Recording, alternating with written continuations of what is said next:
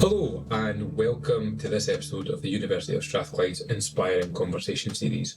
I'm Manish Joshi, Chief Executive of Strathclyde Students Union, and in this episode of Inspiring Conversations I'm delighted to be joined by Angela Prentner-Smith, Founder and Managing Director of This Is Milk. Angela is the MD and the founder of This Is Milk, a consultancy, training and technology business which she founded in 2015. Since launching, Angela and her team have built a reputation as innovators and created a brand and market position in a unique place in the Scottish market. Angela's become a vocal advocate of equalities, particularly in gender roles, neurodiversity and in human-centred business practices. In 2018, the team won the BIMA Award in Innovation and Transformation and Consultancy, and most recently Angela was commended at the Glasgow Business Awards as an Entrepreneur of the Year. Congratulations, Angela. Thank you. This followed a suite of award nominations, including categories including Inspiring Business Leader of the Year, Communicator of the Year, and Startup of the Year. Welcome, Angela, and thank you for joining us today. So, what's been going on for you over the last few years? A lot, yes. I suppose the biggest change for us was 2020. Of course, COVID hit, everything went into lockdown. I was also pregnant at that point. So after my daughter was born, this CivTech challenge came out that was about basically recreating learning for the future using technology as an antidote to the, you go to online learning that's either, you sit on a Zoom or a Teams call all day, or, it's self-service learning. Like a PLE platform type thing. Yeah. So everyone kept pinging me this, but I literally had like a 2-week-old daughter and was like, would you just leave me alone? I don't really want to launch a tech business right now. But eventually Al, like my right-hand man at work, was like, I think we should do this, Angela. So we sat one night at 8:00 at night, 4 of us, and I literally had a baby in one arm and a glass of wine in the other, and sat and came up with the idea for what is now Neve Learning. We pitched it, we kept winning. So in amongst all of this, so while on maternity leave, we kept winning this CivTech thing. So I then came off maternity leave once we were joining the accelerator program for CivTech, and rocked up to this tech accelerator, which was a sea of men, basically, mostly white, mostly of a certain age, and I rocked up with my baby, basically, on these kind of webinars and all of this kind of stuff. So went through this whole tech accelerator, and since then we have quadrupled in size in terms of staff numbers. Our turnover has gone up. I think it's roughly like 38% year on year for the last 3 or 4 years. And we've now launched, and it is live. It is a product. It exists, Neve Learning, which is a hybrid learning platform that is based on the principle of assuming neurodiversity first, and that nobody's brains are the same. So we're here to kind of revolutionize learning through an accessible platform. So now we've got the training bit of the business, we've got the consultancy, and now we've got the technology business, which this is a huge year for us because it is about commercializing that platform. So for the first time, we're seeking investment. Really exciting. Yeah. I guess in 2023 now with a 3-year-old. Well, yeah, she's 2.5. 2.5, yeah. Okay, cool. Yeah, 2.5-year-old, an 8-year-old, because I started the business with an 11-month-old. There seems to be a theme here. Right? The theme here, have a baby and then launch a business. That's basically what happens. So yeah, I've done that twice. So This Is Milk followed my son, and Neve followed my daughter. So and where does the name come from? My daughter's name is Neve. So Neve Learning is yes, that, and yes. This Is Milk, does that come from? This Is Milk was actually, I had a co-founder initially, and Gillian and I, when we were in that phase of starting a business that's super exciting and you're thinking about the brand and what you want to be and what you don't want to be and all of that stuff, we couldn't think of a name. We knew what we didn't want to be, and we didn't want to be a traditional consultancy, and we didn't want a meaningless name. We wanted it to be something quite accessible. So what we ended up doing is a brand matrix, and we plotted our 4 brand values, and I can only ever remember 3 of them. It was simple, accessible, aspirational, and something else with an A that I can't remember. But we had the 4 brand values, and we plotted all the names of like businesses that we thought embodied them. And what really came out clear is they all had very simple names. Okay. It's very everyday things like apple, orange, nutmeg. And so we started looking at that, and I picked up a bottle of milk and said that would make so much sense because it's nourishing, it changes, it's adaptable, and our business was all about change and transformation back then. But milk wasn't available. There was a design agency down in Manchester called Milk, so we couldn't have it, but This Is Milk was available. And originally I was like, that could just be the URL, but then Gillian was like, no, it's This Is Milk because that's a declaration, and we can also say it's just called Tim. Which has different connotations in the west of Scotland, but it's also got that kind of approachability to it, that it's Tim, right? It's a person. So that's where This Is Milk came from. Yeah. Right. And how did you get into the consultancy part? So, like, where did your career start from, and how did you get there, and what's some of that journey been for you? Well, interestingly, it all started from one module that I took at university. So I studied at University of Glasgow, and I did a history of art degree. And in my final year, there's two parts to this. So I worked the whole way through my degree part-time at Student Loans Company, which was, the irony in that, I know, but I started as a debt collector for the Student Loans Company, right? But they were a great company for career advancement. And even though I was only part-time, by the time I finished my degree, I actually had a managerial post. Right. So I was working and doing my degree, and then the last year of my degree, it was actually down to a scheduling clash. I had changed my shift pattern at work to do 2 full days because I'd worked basically evenings and weekends until that point. I was tired. I was done. I was like, 2 full days would be nice. And this job share post came up. So I took that, and it was a Thursday, Friday, which massively impacted what modules I could take for my last year of my degree. And they did this kind of rejigging of the course right in my last year, and everything I had planned wasn't doable. So I had to take this multimedia analysis and design module because I needed the credits for my final year. And I was actually warned against it because they said it was actually quite heavy in workload alongside your dissertation. But if somebody tells me that immediately makes me go, I'm going to do it. I'll show you I can do it. Hence why I'm here. But, so there was that kind of element to it. So I did this multimedia analysis and design. And back then, digital, nobody was even saying digital then. It was like right at that point that even like the application forms for Student Loans Company were just going online and stuff, right? Or not just, but it wasn't adopted yet.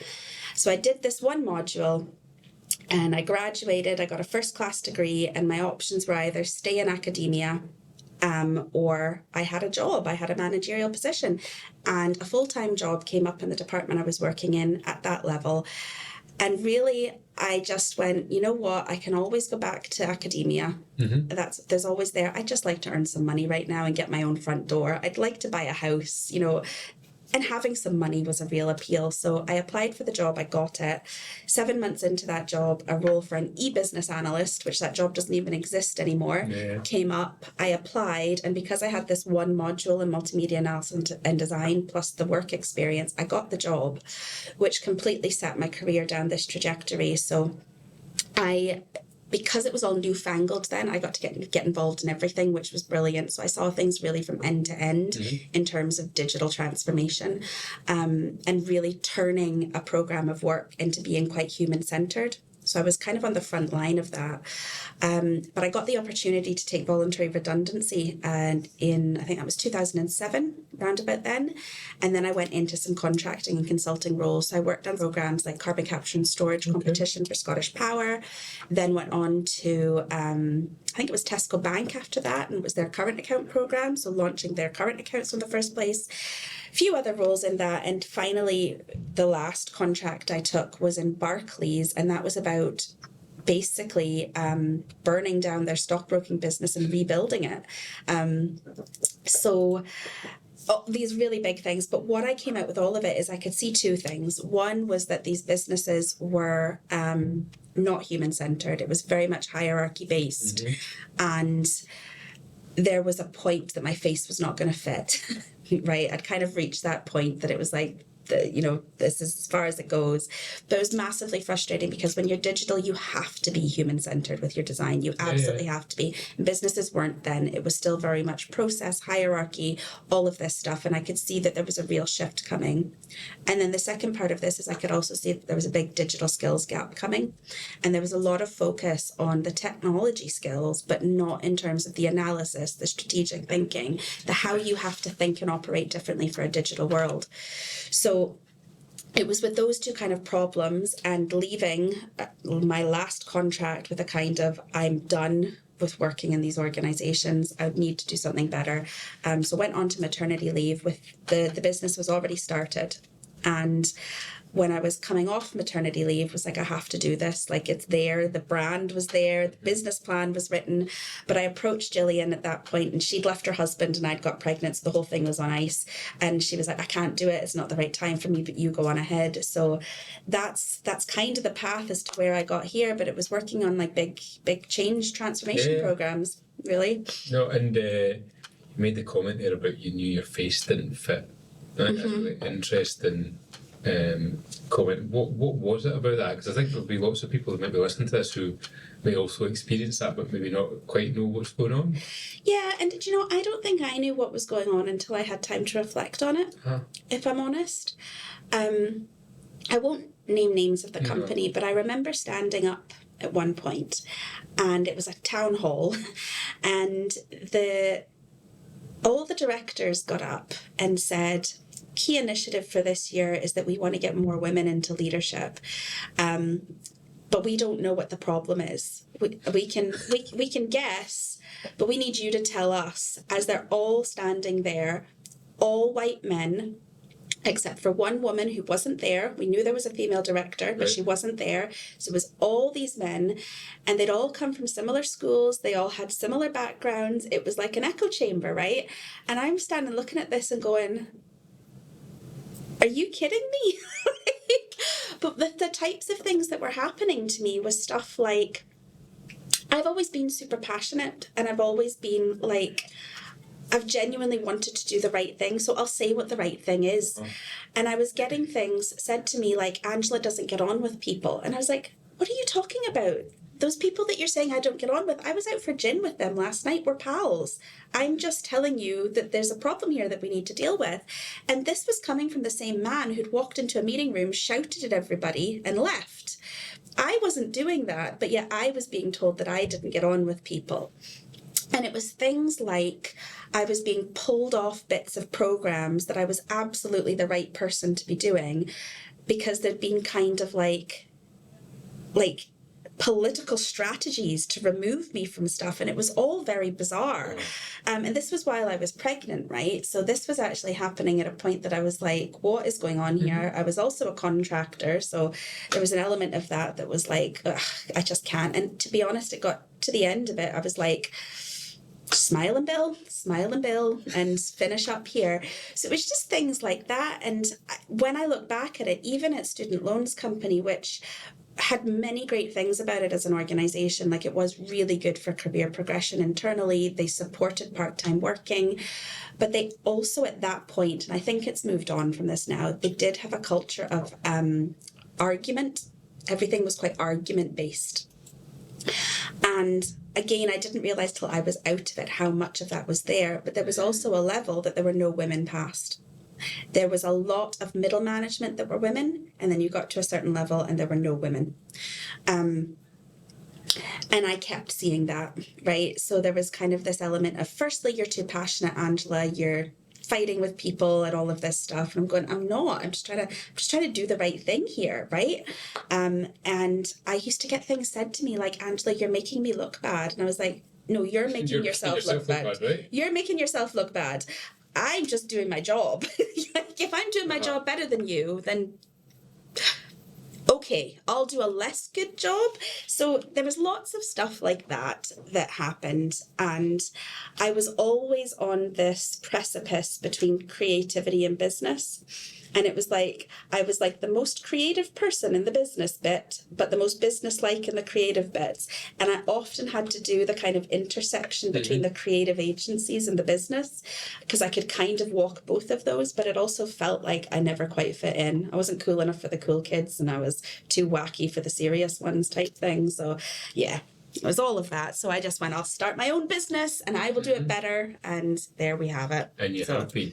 I have been, not without troubles though. Yeah, no, absolutely. And you touched on, I think, the big piece in all this, which is culture. And I think some of that is possibly moving on, but it doesn't sound like it's really, talking to lots of other people out there in various sectors, it's not moving on as quick as it really should be. No. And we're maybe sometimes kidding ourselves on, actually, that we've made as much progress as we like to think we have. Yeah, I would agree with that.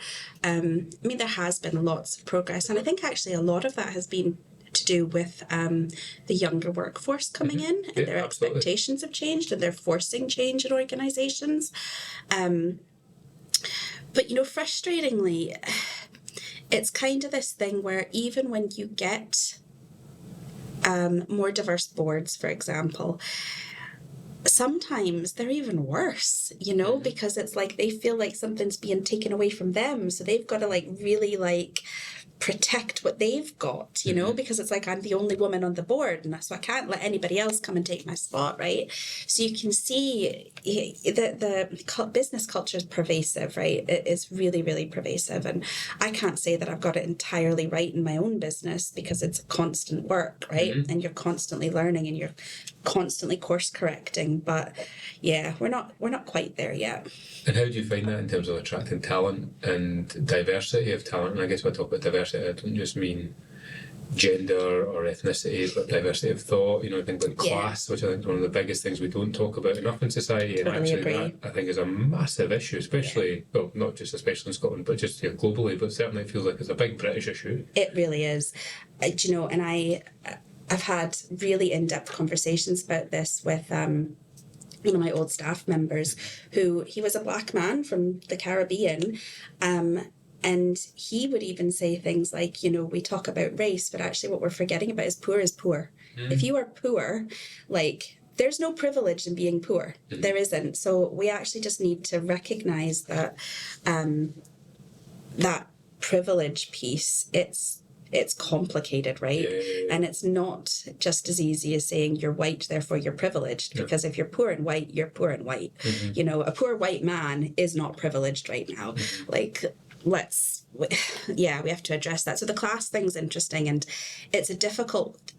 all of it's difficult. I mean, the whole intersectional equalities is a very difficult place to be in, but we are, now that we're kind of at the size that we've got the manpower, the person power to do something about it. We're doing things like we're supporting the organisations that are providing employability opportunities to young disenfranchised people, to people from non-traditional environments. Things like through recruitment, not necessarily looking at the path that got them to where they were. Because of course, if you're looking at it and you're going, oh, they went to the same school as me, I'll give them an interview. Well, then you're just going to hire people like you, right? Yeah. So trying to assess people for skills rather than looking at their background, I think is a really important one. And that diversity of thought piece, I'm really proud of my team right now, because we are something like 40% disabled. We were at kind of 50% knowingly neurodivergent. At one point, we were 20% BAME as well. We're not anymore, because one person left and one person leaves, and it changes all your numbers. We literally, with every hire, we're like 50% female, 50% male. Every now and then it tips one over depending on who's left and who's joined. So we're like at 60-40 sometimes, but then it comes back to 50-50 always. So I've been really proud about the makeup of that team, and we have taken on interns and younger people, and not necessarily from backgrounds that you'd expect. So all of that is really important. It's hard though. And I guess there's a real intentionality. Yeah. You can't just be like, we're recruiting, and you obviously have to be intentional. Yeah. What are some of the things you've done to attract and retain, I guess, more neurodiverse talent? Like, have you had to change the way you write adverts and things like that? I think having some practical things for people would actually be quite helpful. Yeah, so I think if you were looking at attracting for neurodiversity, the first thing I would say is look at the job that you're hiring for and be really critical of yourself as to whether what you're asking for is really required of that job. So, if you're asking for somebody to be a great team player, but actually they're in a data analysis role when they don't have to be, question as to why that's there, right? Because you're putting people off, or you're cutting people off. Make sure that your application process provides alternative methods to apply. So if you think about, you want somebody that's really creative, they've got great creative skills, but they're potentially dyslexic, and then you're asking them to provide a written CV, you're potentially cutting off the most creative person you're looking for, because you're judging them on the CV and then going, like, I remember being told, if you have a spelling mistake in your CV, you won't get a look in. And that was the kind of stuff that we were all coached around, right? So looking at kind of alternative methods, could they do a video pitch for you? Could they draw you a picture? What is it that you're actually needing, and then assess for that. The reality is, though, that not everybody does have the skills to do every job that you have. And if you are looking for somebody, to be your salesperson, well, then no, you're not going to want somebody who's got social communication challenges, right? Because you need them to.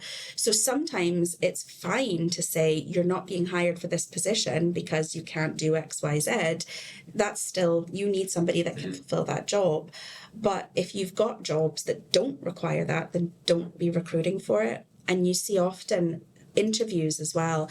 If you think about how we assess people, it's things like, can they make eye contact? Well, a lot of people with, autistic traits won't make eye contact with you. It doesn't mean they can't do the job.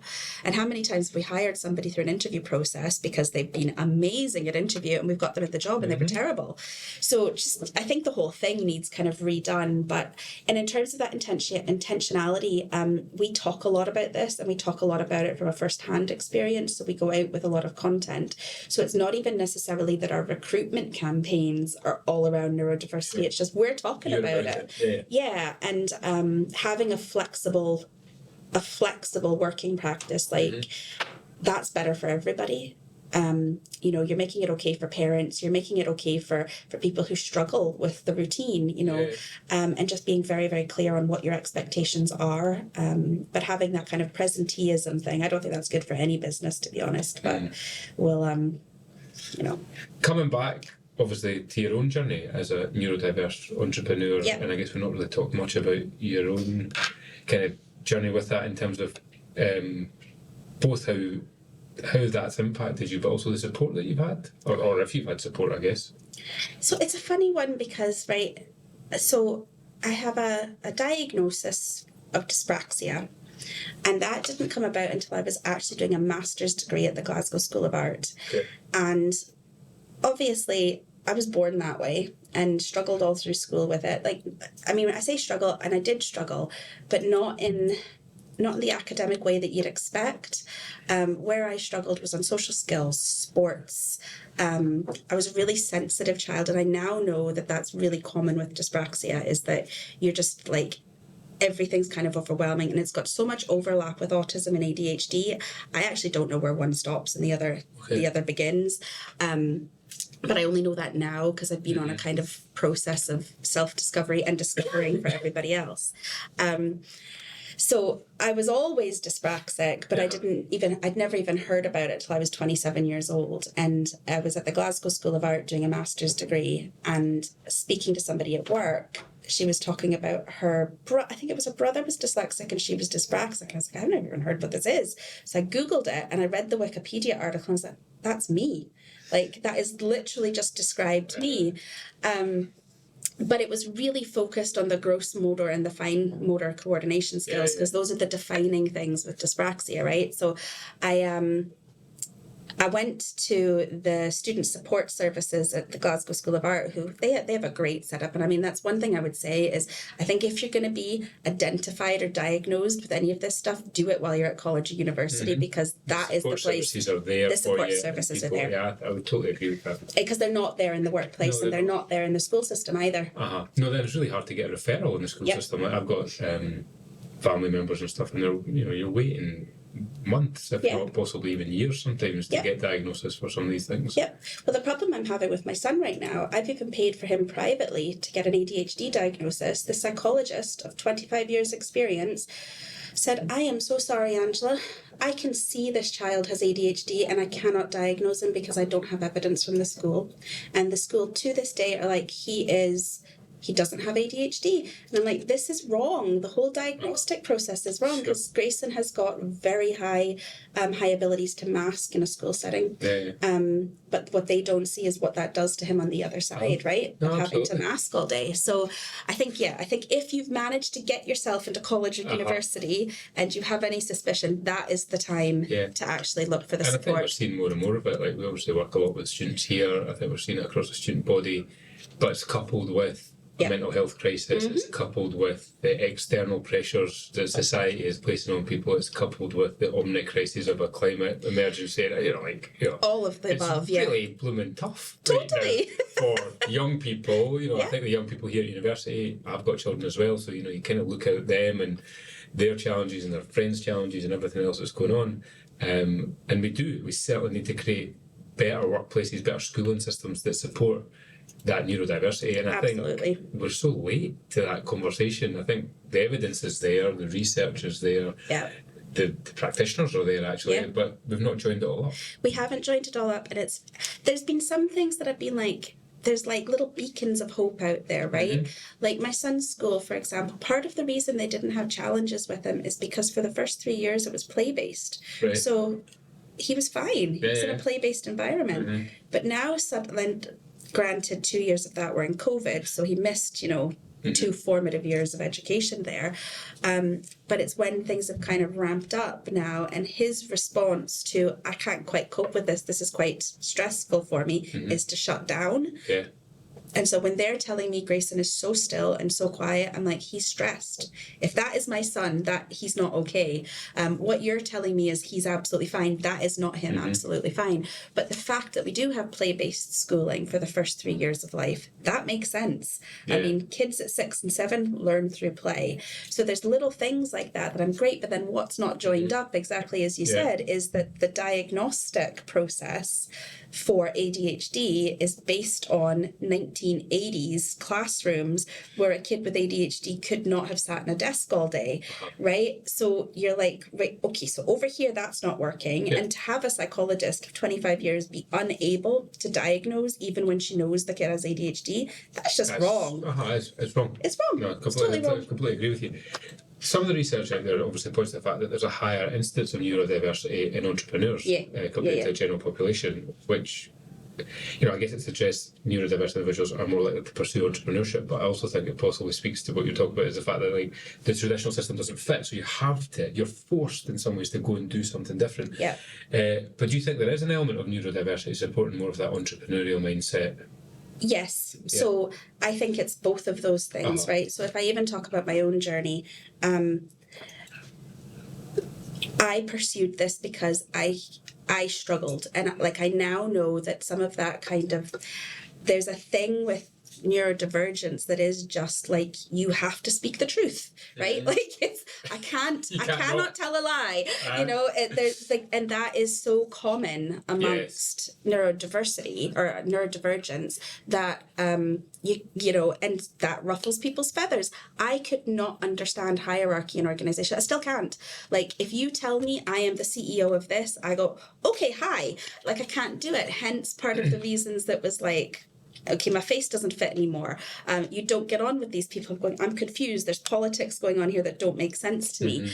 I had to go do my own thing. But also even just things like, the presenteeism bit, I worked in so many organisations that people would stay there past their finish time, and I'd see them on the BBC and like, go home to your family. What are you doing? You're not even working anymore.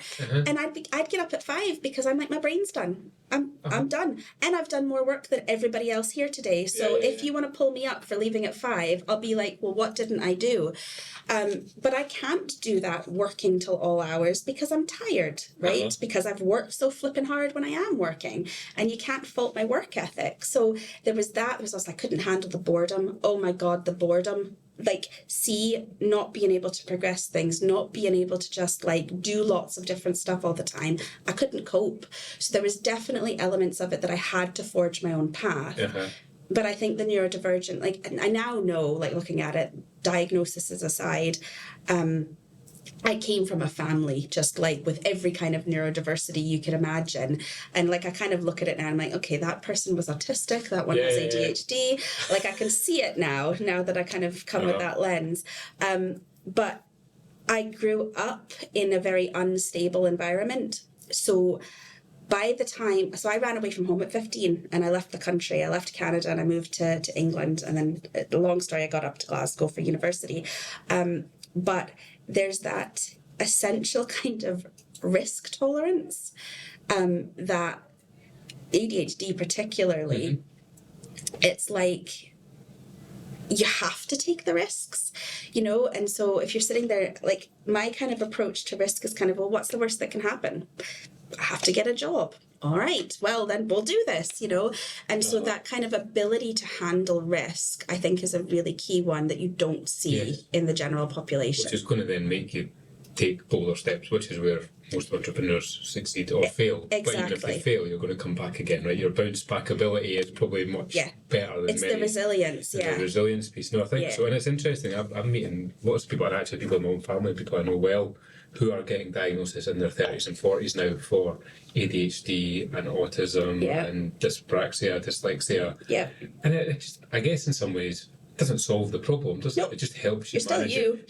Just helps you manage it better, or helps explain maybe some things in your life that have always kind of confounded you, and all of a sudden you're like, yeah, I'm never going to be tidy because I've always struggled with that. And people have been on my case, you know, like, you know, mothers and partners and everyone else, and you're like, yeah, that's never going to work for that person. And actually, I think it's really helpful for other people. It is. You know, for me, that was the biggest thing, because my dyspraxia diagnosis changed nothing but changed everything at the same time. And it was that ability to go, okay, I am never going to be good at sports.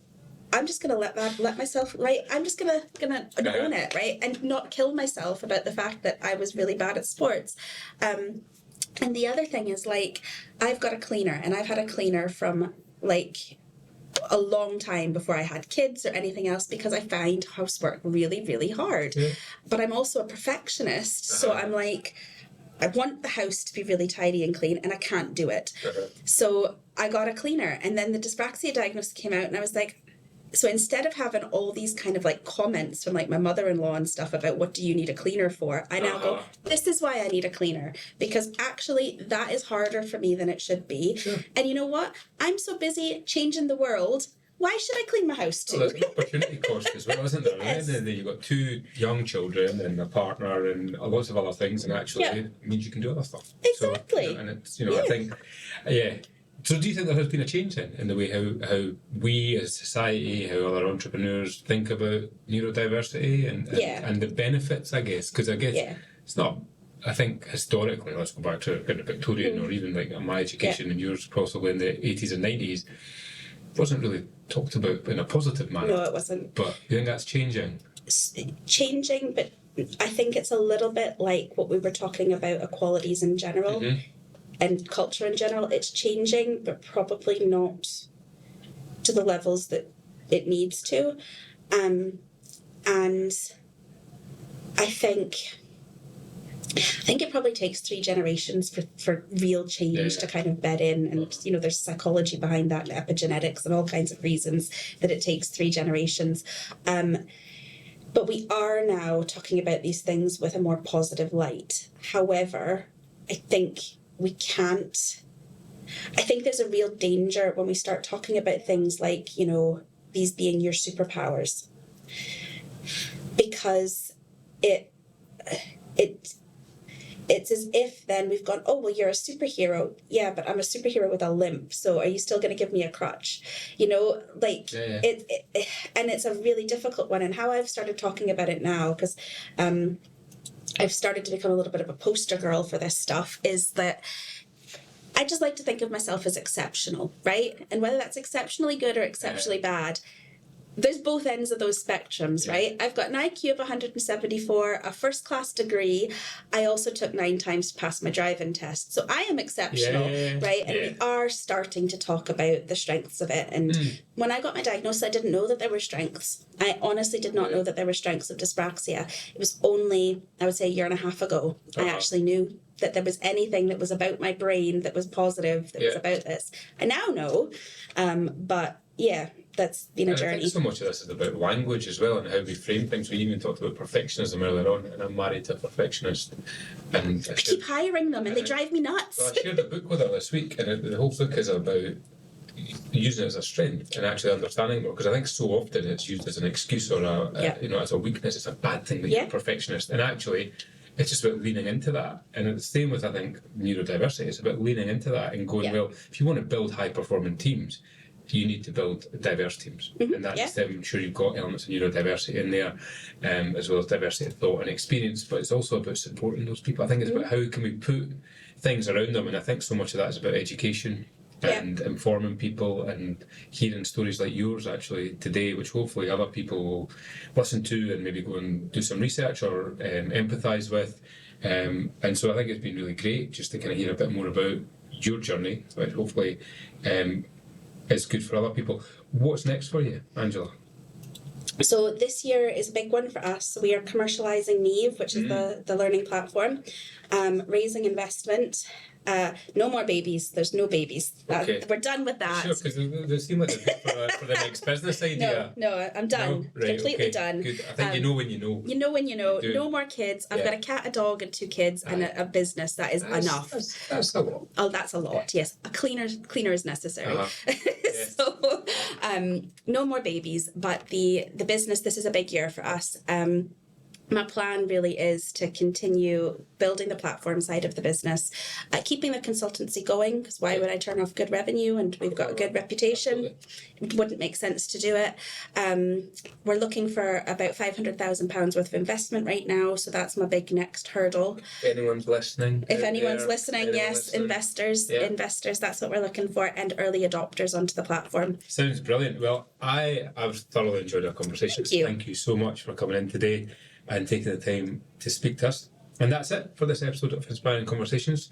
Thank you all for joining us, and remember to hit that subscribe or follow button on whichever platform you listen to our podcast on. We'll be joined next month by another inspiring entrepreneurial leader. To find out more about Strathclyde Inspire, you can find us on Instagram, LinkedIn and Twitter, or search for Strathclyde Inspire on the University of Strathclyde's website. Thank you.